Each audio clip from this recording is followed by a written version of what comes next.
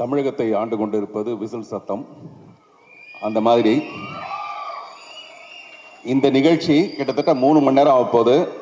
இவ்வளோ வெற்றிகரமாக நடந்துட்டு இருக்கணும்னா அதுக்கு முக்கியமான காரணம் உங்களுடைய விசில் சத்தத்தோட கூடிய அந்த என்கரேஜ்மெண்ட்டு. அதனால் இந்த ட்ரெய்லரை நீங்கள் பார்க்கும்போது உங்களுடைய ரியாக்ஷனை நான் கவனித்தேன். அப்படி ஒரு பிரமாதமான ஒரு எக்ஸ்பிரஷன், ஒரு விசில் உங்ககிட்ட இருந்தது. அதுதான் இந்த படத்தோட வெற்றியை ஊர்ஜிதப்படுத்த போகிற ஒரு விஷயம். ஸோ உங்களுக்கு என்னுடைய முதல் வணக்கம். இந்த ட்ரெய்லர் பார்க்கும்போது எனக்கு என்ன தோணுச்சுன்னா, முதல்ல ஒரு தமிழ் படத்துக்கு ஆங்கிலத்தை டைட்டில் வச்சுருக்காங்கன்னு நினச்சேன், ட்ரெயின்னு. படம் பார்த்தோன்னு தான் தெரிஞ்சது இது படமே ஒரு ஆங்கில படமாக தான் இருக்குது. ட்ரெயின்ற பேர் மட்டுமே இல்லை, படமே ஒரு ஆங்கில படம் மாதிரி தான் இருக்குது. ஹேராம் படத்தை பார்த்துட்டு ராதிகா போய் கமல் சார்ட்ட கேட்டாங்களாம், இந்த படத்தோட தமிழ் ரைட்ஸ் எனக்கு கொடுப்பீங்களான்ட்டு.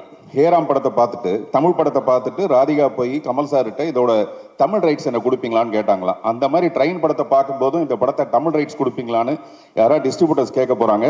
தானு சார், இதை தனியாக நீங்கள் ஒரு தமிழ் ரைட்ஸ்ன்னு போட்டு வித்துடலாம். ஏன்னா விற்பனையில் ஒரு பெரிய ஒரு விற்பனர் அவர். நான் உள்ளே நுழையும் போது யாரோ உள்ளேருந்து ஒருத்தர், சார் சட்டையை மாற்றி போட்டு வந்திருக்கீங்க, உள்ளே இருக்கிறது வெளியில், வெளியில் இருக்கிறது உள்ளேன்ட்டு. நான் வேணும்னு தான் அந்த மாதிரி போட்டு வந்தேன். அடுத்து என்னுடைய படம் வந்து உள்ளே வெளியே 2. இந்த ஷர்ட்டும் உள்பக்கம் வெளிப்பக்கம் புரட்டி போட்டு வந்திருக்கேன். இது வந்து இந்த படத்தோட ஆடியோ லான்ச்சில் என் படத்தோட ப்ரமோஷனுக்காக நான் அதை சொல்ல வந்த காரணம் என்னன்னா, ஒவ்வொரு மனுஷனும், நான் விசில் சத்தம் சொன்னது கரெக்டு, பட் நான் பேசும்போது விசில் அடிக்காதீங்க. கேப்பில் அடிச்சிங்கன்னா அது பாராட்டு மாதிரி இருக்கும். ஓகே, உள்ளே வெளியே என்று நான் சொல்ல வந்தது என்னன்னா, ஒவ்வொரு மனுஷனுமே உள்ளுக்குள்ள ஒன்றா இருப்பான், வெளியில் வேற ஒன்றா இருப்பான். உள்ளுக்குள்ள ரொம்ப புனிதனாக இருப்பான், வெளியில் வந்ததுக்கப்புறம் பார்த்தா வேற ஒரு கடவுள் பாதி மிருகம் பாதி அப்படி தான் இருப்பான். அது கிட்டத்தட்ட இந்த ட்ரெயினில் யாரோ சொன்னாங்க 48 கம்பார்ட்மெண்ட் இருக்குன்னு. அந்த மாதிரி முதல் கம்பார்ட்மெண்ட்டுக்கும் 48 கம்பார்ட்மெண்ட்டுக்கும் என்ன பிரச்சனை உங்களுக்கு? கொஞ்ச நேரம் சைலண்டாக இருங்க. 1வது கம்பார்ட்மெண்ட்டுக்கும் 48வது கம்பார்ட்மெண்ட்டுக்கும் உள்ள இடைவெளி மாதிரி தான் ஒவ்வொரு மனுஷனாக இருப்பான். ஆனால் மிஷ்கின் எப்படி இருப்பாருன்னா, அவருக்கு உள்ள ஒன்று வெளியில் ஒன்று இருக்கவே இருக்காது. 2 கிட்டத்தட்ட ஒரே மாதிரி இருக்கும். இந்த 23வது கம்பார்ட்மெண்ட்டுக்கும் 25வது கம்பார்ட்மெண்ட்டுக்கும் உள்ள டிஸ்டன்ஸ் மாதிரி மிக குறைந்த அளவு மட்டும்தான் அவர் உள்ள என்ன நினைக்கிறாரோ அதை அப்படியே வெளியில் பேசுவார்.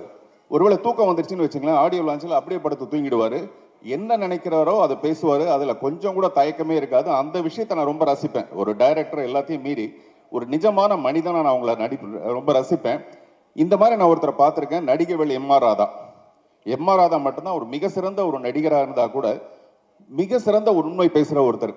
அவரை மாதிரி இவர் இன்னும் துப்பாக்கி எடுத்து சுடலையே தவிர கிட்டத்தட்ட 2 பேரும் ஒரே மாதிரியான ஒரு கேரக்டர். அதை நான் ரொம்ப ரசிப்பேன் உங்ககிட்ட. விஜய் சேதுபதி சார், நான் வந்து உங்களுடைய ஹிந்தி படம் மட்டும் இல்லை, ஒரு சாதாரண விளம்பரம் கூட நிறைய பார்ப்பேன்.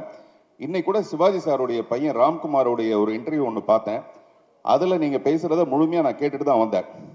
அதில் அந்த இன்டர்வியூ பூரா நிறைய ஃபிலாசபி, அதை ஒரு ஜிலேபி மாதிரி ரொம்ப ஸ்வீட்டாக அப்படியே பேசுகிறீங்க, உங்களுக்கு தெரியாத மாதிரி அப்படியே பேசுகிறீங்க. அதில் ஒரு முக்கியமான விஷயம் என்ன இருக்குன்னா, எப்படி நீங்கள் செலிப்ரேட் பண்ணுவீங்க வாழ்க்கையை அப்படின் போது நீங்கள் சொல்கிறீங்க, தோல்வினா எனக்கு ரொம்ப சந்தோஷமாக இருக்கும், ரொம்ப என்கரேஜ்மெண்ட்டாக இருக்கும், ஆனால் வெற்றி வந்தால் எனக்கு ரொம்ப பயம் வந்துடும் அப்படின்னு சொன்னீங்க. இந்த படத்துக்கு அப்புறம் உங்களுக்கு மாபெரும் ஒரு பயம் வரப்போகுது. அவ்வளோ பெரிய வெற்றி அடைய போகுது இந்த படம். அப்புறம் நான் இந்த மேடைக்கு வந்ததுக்கு ரொம்ப முக்கியமான காரணம் மிஷ்கின் சாருக்கு வந்து ஒரு தேங்க்ஸ் சொல்கிறதுக்காக. காரணம், இந்த படத்தோட சினிமாட்டோகிராஃபர் ஃபௌசியா ஃபாத்திமா. இவங்க வந்து என்னுடைய இவன்ற ஒரு படத்துக்கு அவங்க தான் சினிமாட்டோகிராஃபராக ஒர்க் பண்ணாங்க. அந்த படத்தில் நான் சௌந்தர்யாவை வந்து மேக்கப் இல்லாமல் நடிக்கணும்னு கேட்டேன். அவங்க ரொம்ப தயங்கினாங்க. அப்போ நான் சொன்னேன், ஒரு 4 நாள் ஷூட் பண்ணி உங்களுக்கு போட்டு காட்டுறேன், நீங்கள் பார்த்துட்டு அதுக்கப்புறமேல மேக்கப் இல்லாமல் நடிக்கலான்னு சொன்னேன். அவங்க மேக்கப் இல்லாமல் நடிக்கிற அளவுக்கு அந்த பொண்ணை ரொம்ப அழகாக காமிச்ச ஃபௌசியா வந்து இந்த படத்துக்கு ஒர்க் பண்ணியிருக்காங்க. உங்கள் ஸ்டைல் அது எல்லாமே ரொம்ப பிரமாதமாக இருக்குது.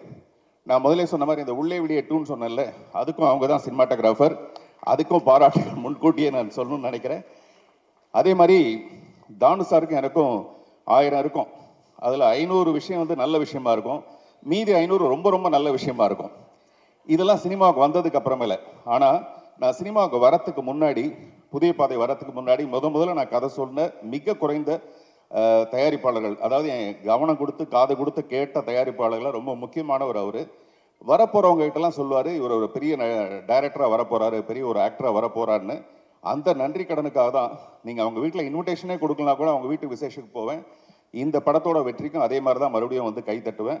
அப்படி ஒரு சிறப்பான ஒரு அன்பு உங்கள் மேலே நான் வச்சுருக்கேன் சார். கடைசியாக மிஷ்கின் சாரை பற்றி சொல்லணும்னா, பிடித்தபடி வாழ்கிறது இருக்கு இல்லையா, பிடித்ததை செஞ்சுட்டு வாழ்றது தான் மிகப்பெரிய ஒரு கோடீஸ்வரன். தான் என்ன நினைக்கிறானோ அதை நிஜமாவே சந்தோஷமா விரும்பி செய்யறது தான் ஒரு மிகப்பெரிய கோடீஸ்வரன் சொல்லுவாங்க. அந்த மாதிரி நீங்க மிகப்பெரிய ஒரு கோடீஸ்வரன். எனக்காக ஒரு பெண் வந்து ஒரு கவிதை எழுதினாப்ல.